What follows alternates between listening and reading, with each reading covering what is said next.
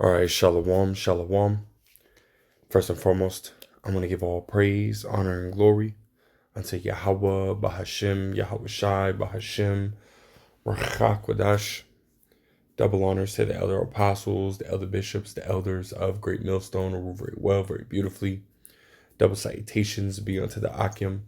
I hear pushing this gospel in truth and in sincerity to the best of their ability, given to them by Yahweh, Bahashem, Yahweh Shai. Peace, blessings, and salutations be unto the elect scattered abroad. May the election of Yahweh, Bahashem, Yahweh Shai, Lord willing, fall upon your houses. This is the brother Kwana Roth come back at you, Lord will, with the edifying lesson through the spirit and power of Yahweh, Bahashem, Yahweh Shai, Lord will. It is edifying, Lord will. It is straight to the point. And I came across this article earlier and was just reading through it. And this is really a heavy article, man, because it ultimately outlines very briefly, right, the decline of the American dollar, right? As it says right here, the PetroDollar Apocalypse, right?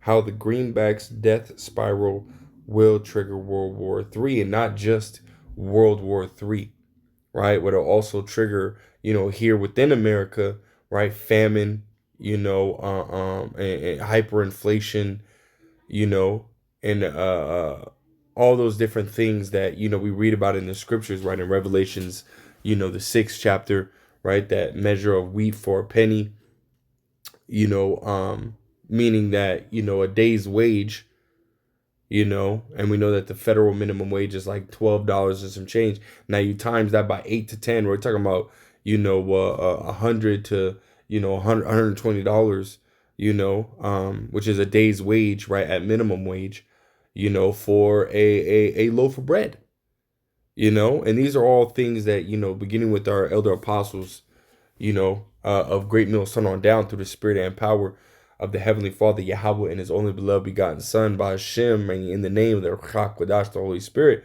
I've been telling y'all, for years, for decades, that this was ultimately going to come, that, we would see the downfall, of Babylon the Great, aka America, which we're seeing now, right? And it's a beautiful sight. And I keep quoting, especially in these times, Sirach 25:7, right? That, there'd be 9 things which, are judged to be happy. 1, a man that have joy of his children, and 2, right, that a man should see the fall of his enemy. And we're in that time, right? You so-called blacks, Hispanics, and Native Americans, right, which we know biblically are called Israelites, rightfully called Israelites, as well as the Israelite foreigners, right? We're watching the downfall of our enemy, right? Esau, Edom, the self-proclaimed so-called white man, right? And his,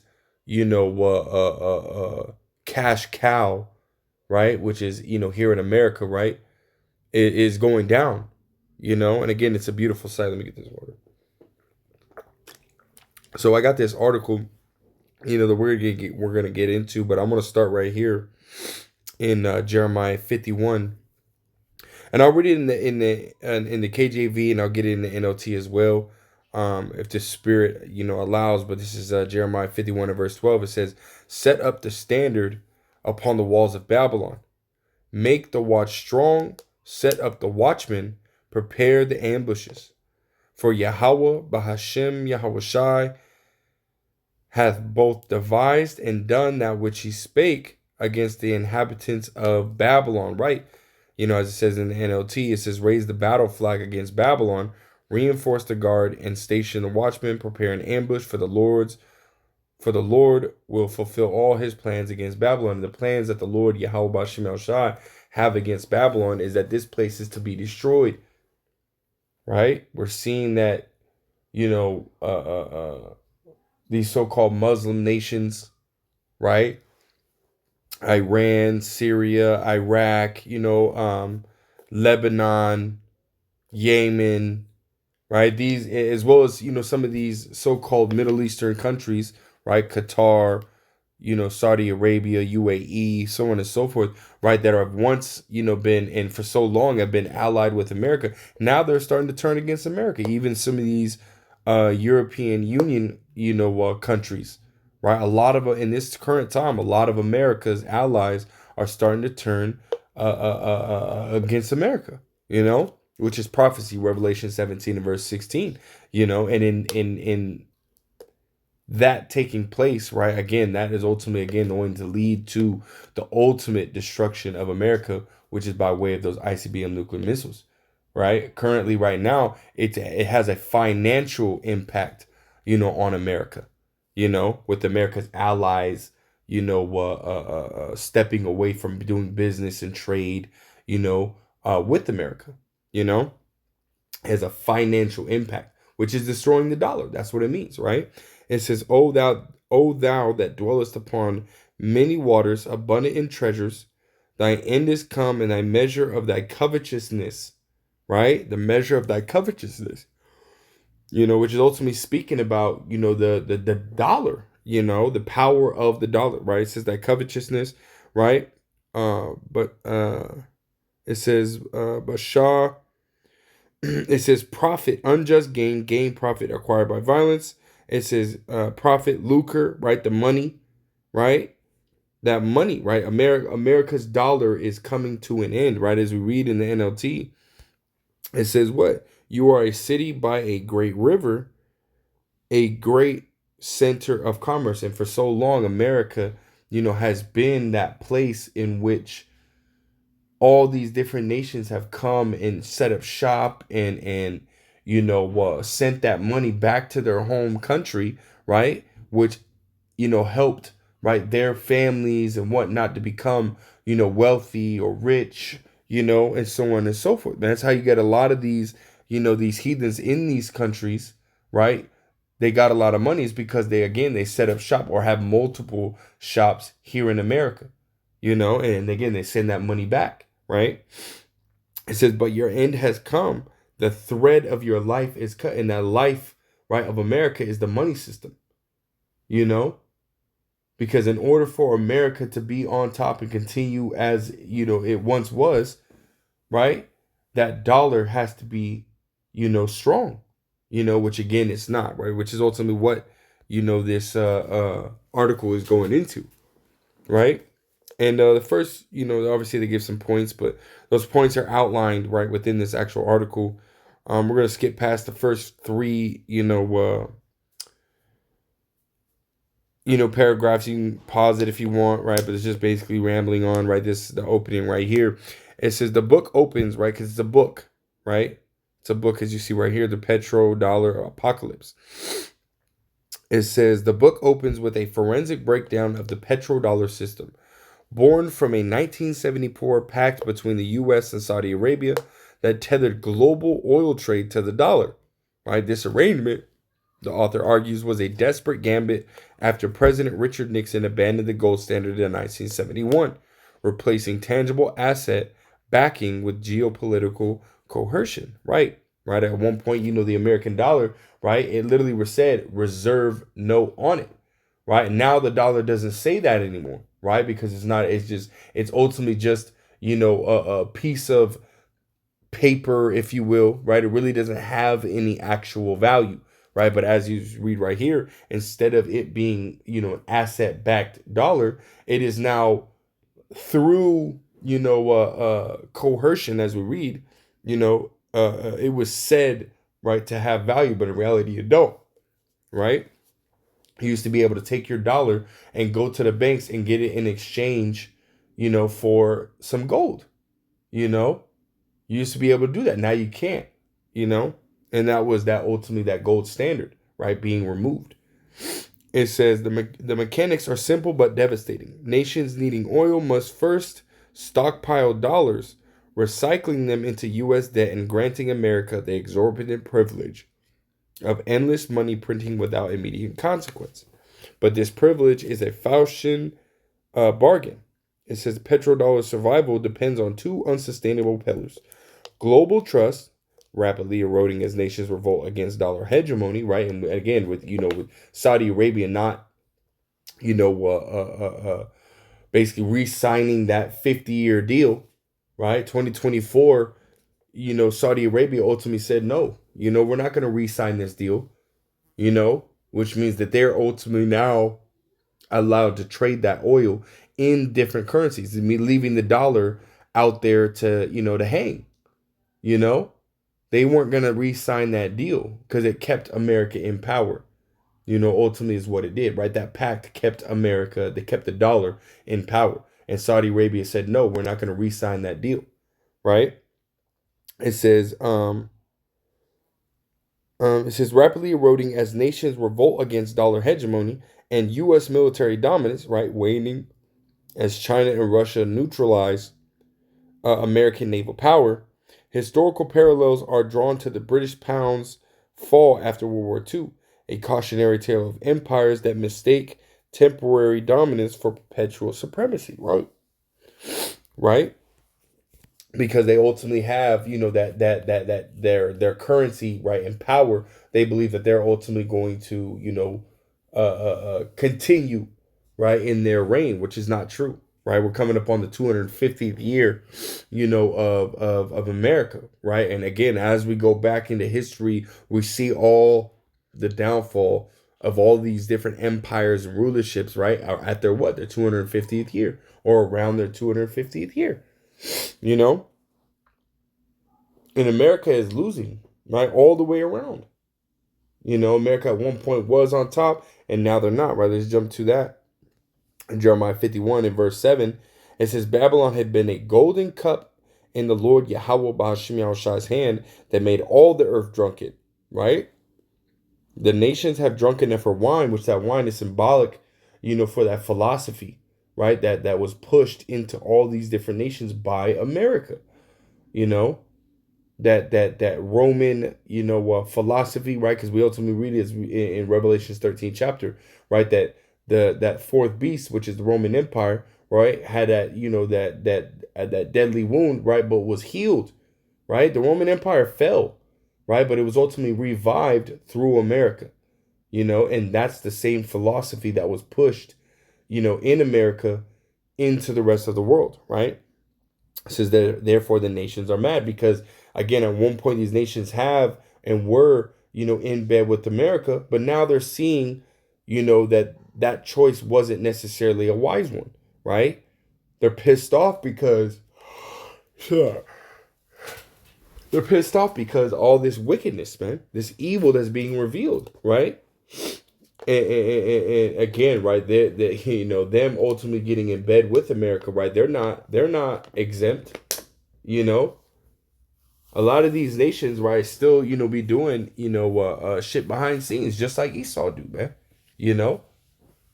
But as far as, out in the open, man, these they're pissed off, man, because what is it doing? It's destroying their people, right? It's destroying their land, all of it, And this is why we see that pushback. This is why we see that, the I guess the the pushback, right? The pushback on the American dollar, the pushback on the American, bulliness, right? It says Babylon is suddenly fallen and destroyed. How for her take balm for her pain if so she may be healed? And really, America's tried everything, and they continue to try everything, right? America, you got Trump and his administration, right, trying to, basically puff up his chest at the, at the rest of the world, even his own allies, right? As you read in the scriptures, it says that, his look shall be more stout than his fellow. If I'm not mistaken, that's, Daniel's the 8th chapter, or the 7th or 8th chapter, right? Which means he's going to look at his own allies and puff at them as if, he's some macho, top dog, but we're seeing that, hey, their allies looking at America like, yeah, okay, Verse 9, it says, we have healed Babylon, but she is not healed. Forsake her and let us go everyone into his own country, for her judgment reacheth unto heaven and is lifted up even to the skies. Right? There's nothing that can be done. Right? America's ultimately done, man. That the American dollar is through. Let's continue on. It says the PetroDollar protection racket. It says one of the book's most chilling sections details how the U.S. has wielded its military not just for geopolitical influence, but as a financial enforcement tool, right? From the Gulf War, triggered by Saddam Hussein's Euro-dominated oil sales, to Libya's destruction, right? Muammar Gaddafi's proposed gold-backed African dinar, the pattern is undeniable. Nations that challenge dollar supremacy face regime challenge or regime change. And this is what we see happening over there in Iran. The reason why that they want Iran, a regime change in Iran, and to go in there and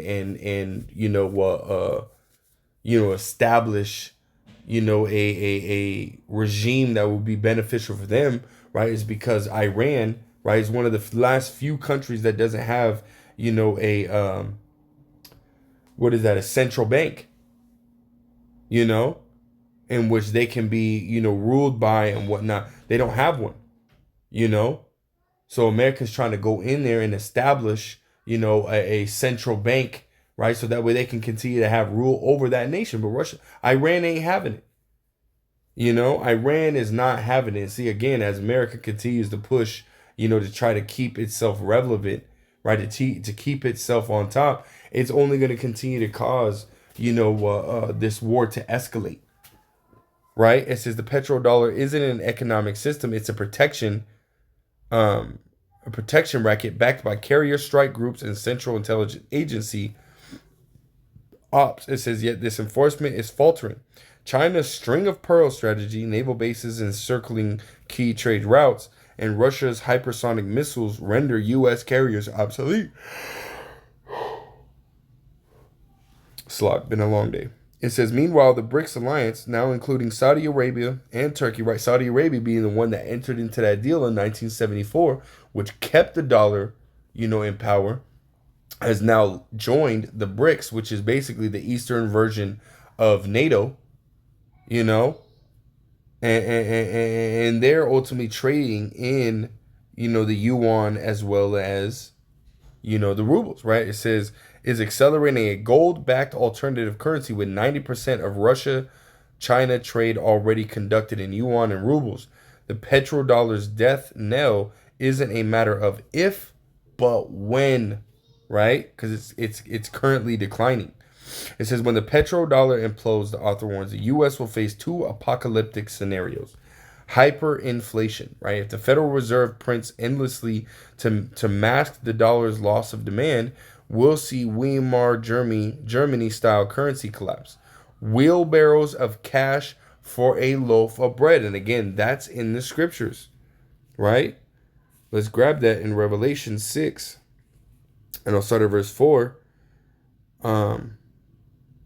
All right, I'll start at verse 5. It says the third seal, right? Famine, right? Famine. In the KJV, it says when he had opened the third seal, I heard the third beast say, come and see.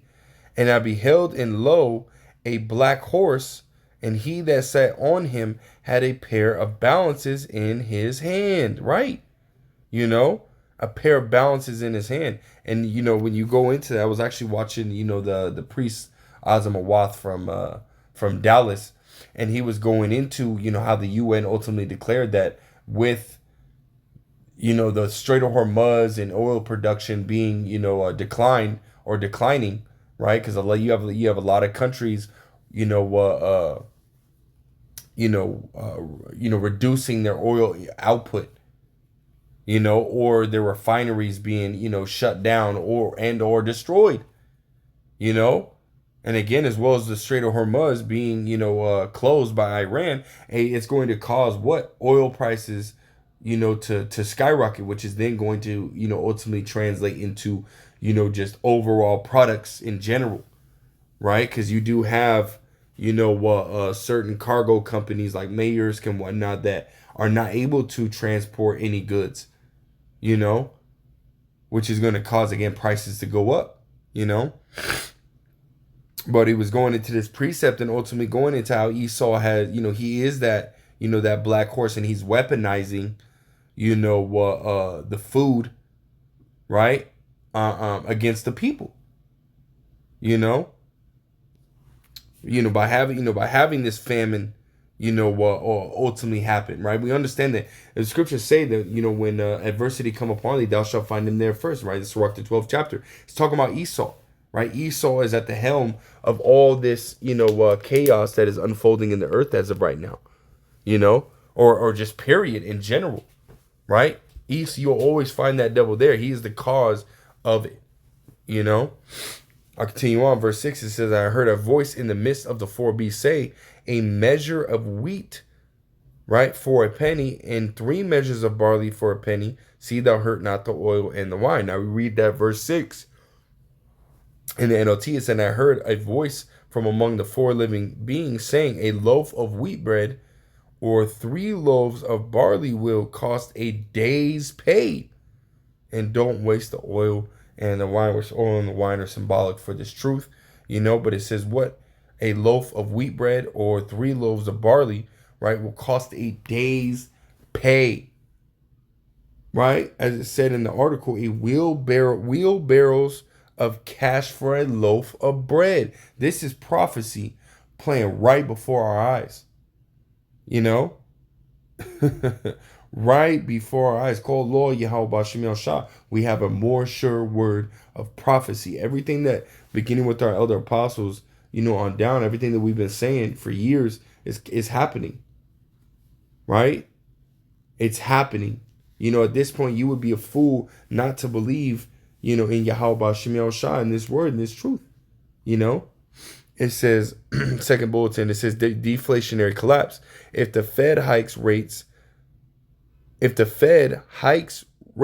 to defend the dollar, $300 trillion in global dollar dominated. Let me read that again. Deflationary collapse.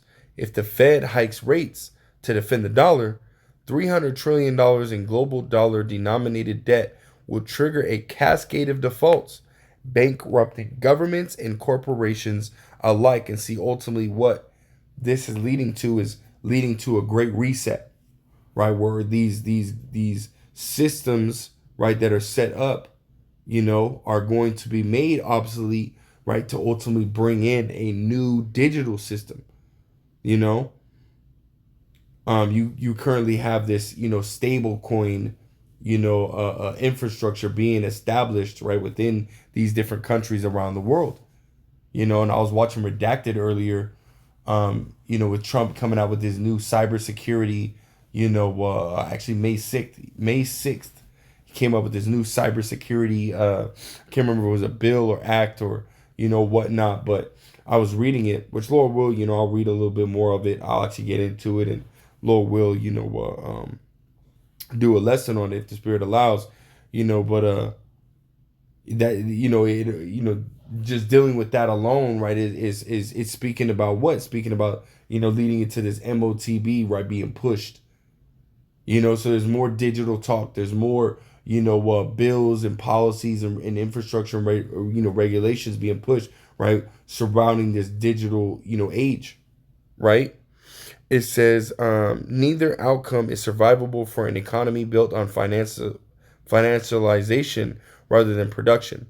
The book's case studies from Venezuela's barter economies to the 2008 Lehman Brothers collapse print a grim preview of the chaos ahead. And, you can go and ultimately read the rest of this. It's ultimately just going into, how to prevent, this from happening. But we understand that it's not going to stop here, right? It's only going to continue to get worse because, again, we are in some deadly times, man. Yahweh Shemel Shah is truly, destroying, America, right? This place is going down, right? Job 14:5, he gave him bounds that he cannot pass. And we're seeing his decline, man.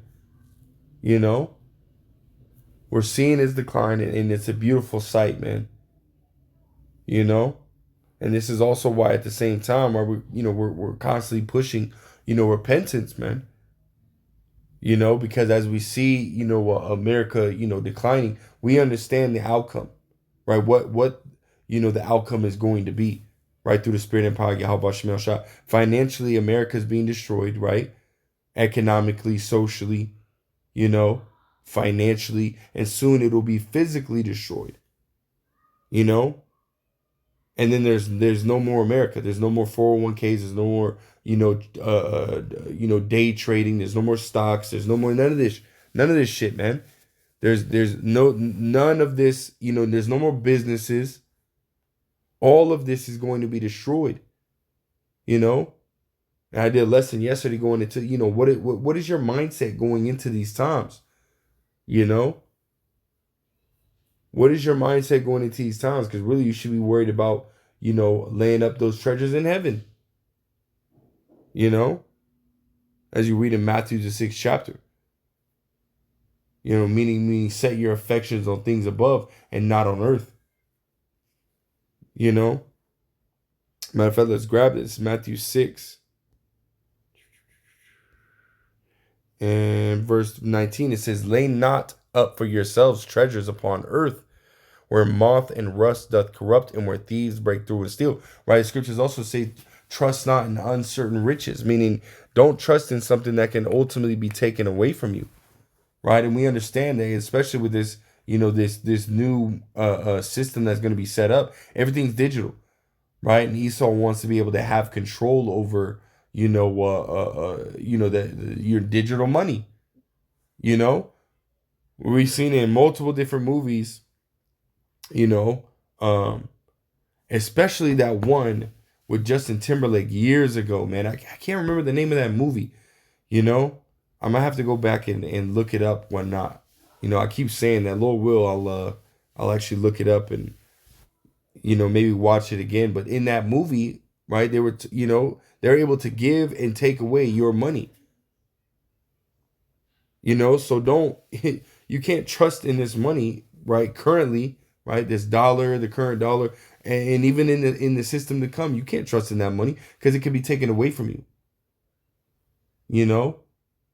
We're already seeing that it's being proven that this dollar has no value, and that if the whatever value it did have, hey, that's being lost. Verse 20, it says, "But lay up for yourselves treasures in heaven, where neither moth nor rust doth corrupt, where thieves do not break through nor steal." Right? I was looking up, what does it mean to lay up? Right? It means to gather, right? To ultimately, what is that word? Not apprehend, not to achieve, but to oh man, I'm drawing a blank, man. Salakia, man. It's been a long day, but nonetheless, you're ultimately, you're laying up, you're gathering, you're collecting, and this is what we need to be doing, right? It says treasures in heaven, right? Where neither moth nor rust doth corrupt, where thieves do not break through nor steal, right? And when you go into that word, matter of fact, let me see something. Yeah, because I looked it up earlier. I had it right here. It says lay up, right? What does it mean to lay up something, right? I looked it up. It says to lay up something primarily means to store, stockpile, or hoard items for future use. Example, right? Lay up supplies for winter.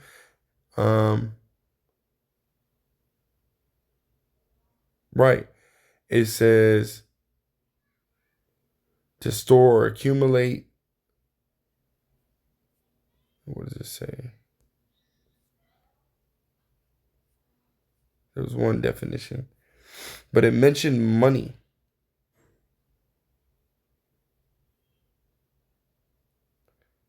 How convenient, right? But when I was looking it up earlier, it's it to ultimately store, money, right? To lay up money.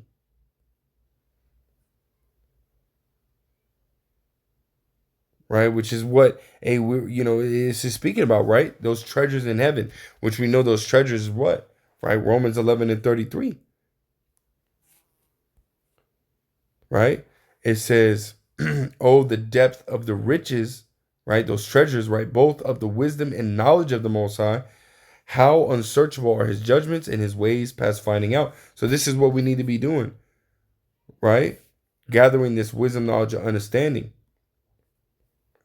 Right? Laying up those treasures in heaven, right? Where Esau can't take, right? This is all, right? This is ultimately, and just to, for understanding, we say that it's like you putting money, right, in a spiritual bank account, right? Esau can't get into that bank account, but he can get into your physical one.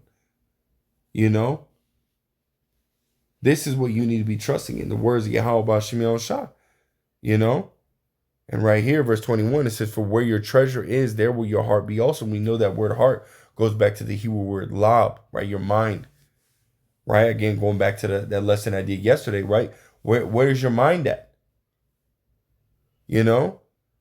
Because we see what's going on now. We see that the American dollar is being destroyed. We see that World War III is ultimately, about to happen. We see that there's going to be a famine, right, within the land.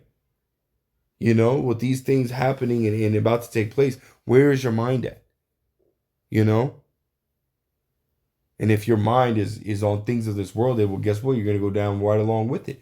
But if your mind is on things above, hey, well, Lord, will we be part of the elect? Hey, we're going to go up, when all hell breaks loose. So hey, get your mind right, man. So with that, Lord, was edifying, Lord, straight to the point. I want to give all praise, honor, glory to Yahweh, Bahashem, Yahweh Shai, Bahashem, Rachak, Wadash, double honors to the other apostles, the other bishops, the elders of the great millstone. Till next time, I say shalom.